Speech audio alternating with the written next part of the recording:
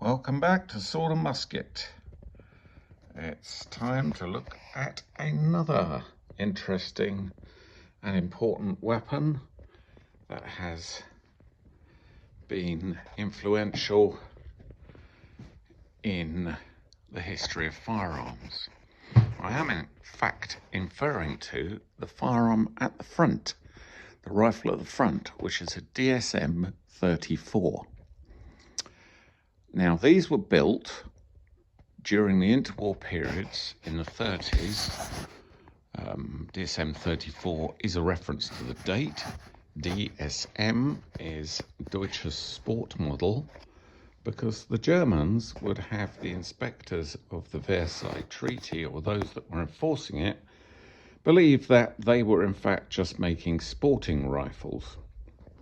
The reason behind this is that Germany was limited to a very small army just to guard its borders and keep things ticking over in the country. And that very small army was also limited to 80 rounds of rifle ammunition per soldier, which is barely enough to really teach anybody how to shoot a rifle if they have no experience. So what the weapons designers and the scheming planners in the background decided to do was to produce a rifle that mimicked the full-bore K98, which they were going to adopt. Now, it just so happens that the only current example I have at arm's length is this one at the back, which is in a laminate stock, which is a sort of mid-war period. But the reason that I've got it out is I want you to see in direct comparison what we're talking about. So the Germans on paper would have weapons inspectors believing that they were in fact only producing a sporting model rifle, and that in fact it was in 2.2, so that was fairly harmless. This meant that they could do all the training they wanted to, get all the youngsters and people that had never shot before going on a 2.2. But what they hadn't mentioned to the inspectors was that this diminutive 2.2 is in fact a clone, if you like, of the full-bore weapon. And I'm sure you're already starting to see the similarities. We have exactly the same size weapon for a start, and it is exactly the same weight. So much so that some of the DSMs actually have steel bars placed within a drilling inside the butt.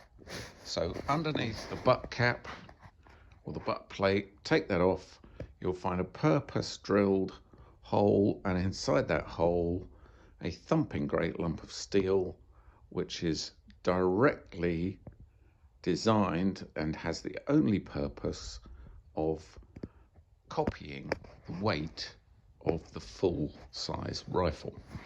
They couldn't copy recoil, but what they could do was offer a single shot turning bolt system that was exactly the same, or practically the same, as its big brother K98. So other things that are immediately obvious on this rifle are the shape of the stock. You have a semi-pistol grip stock. You have a very similar way of affixing the sling. There isn't a bolt strip down disc in this Sewell example of the 2.2, but there are on others. You have the same cutout below the bolt. You have virtually the same sights. The main difference being that on the small ones, they're only actually ranged up to 200 meters,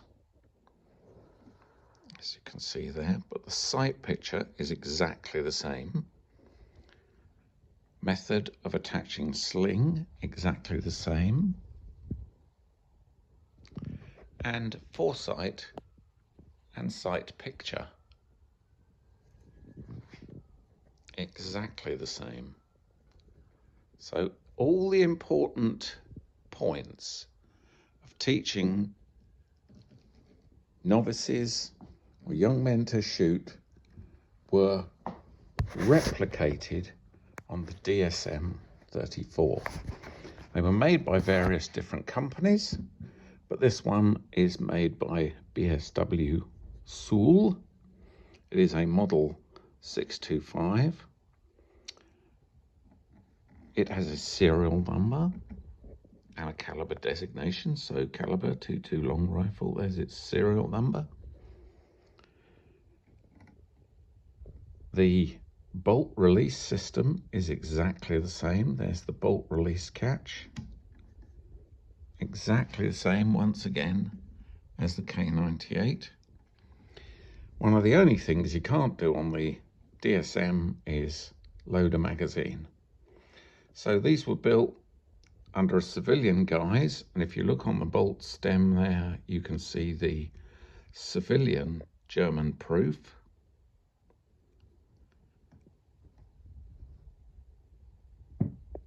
And they were issued to various departments, various sections throughout the Nazi war machine with the specific job of teaching shooting. Now, it's always nice to pick up a bit of history with these rifles. We're always looking for something. On the rifle at the back, I've already done a short video on the fact that that's a Russian capture, and it's been used by two sides in World War II. If we look at this one, the more observant amongst you may have spotted this. This is an SA mark for the brown shirts. So SA NSDAP, in other words, the brown shirts. The thugs that brought Hitler to power and caused an awful lot of misery across the land. But this is one of their training rifles. Now, what's special about that is that that shouldn't be there anymore.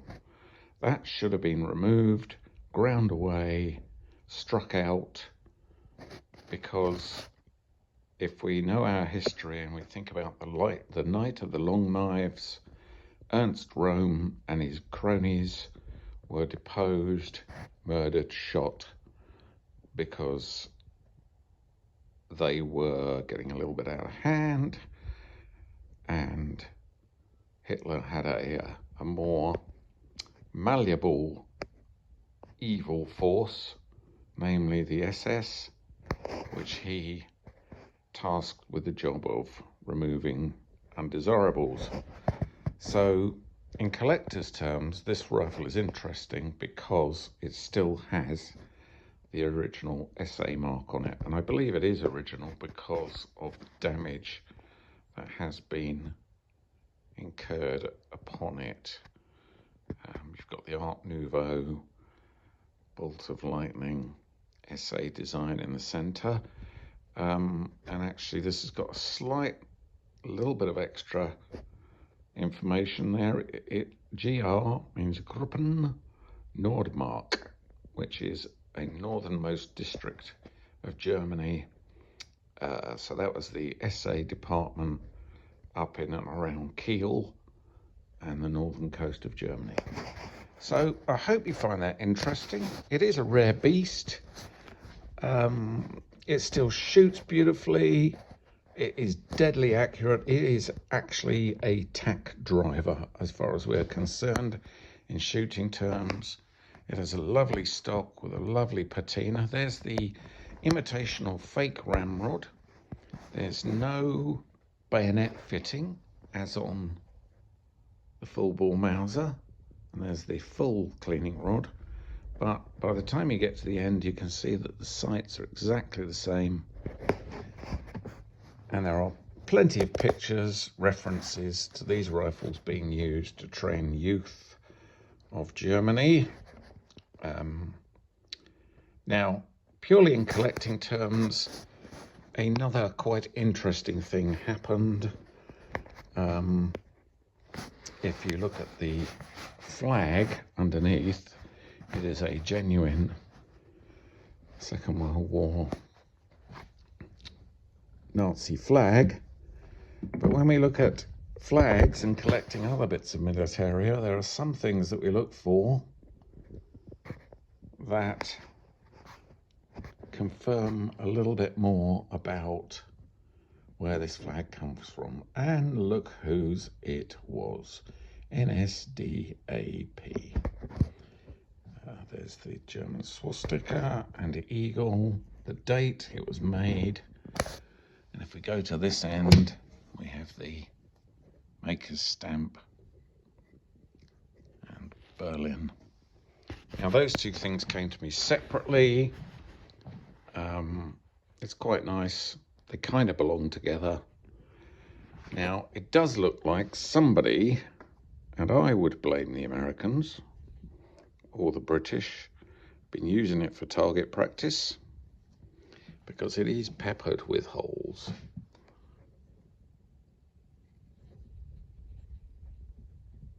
And I suspect just for funsies, it would have been something nice to shoot at. We do not know, we can only guess. Anyway, thanks for joining by Sword and Musket. Please keep an eye on the website. Please click like or subscribe. Any information or comments you have, be only too willing to address them. I'm never too old to learn. So, thanks again, and look out for more videos coming your way.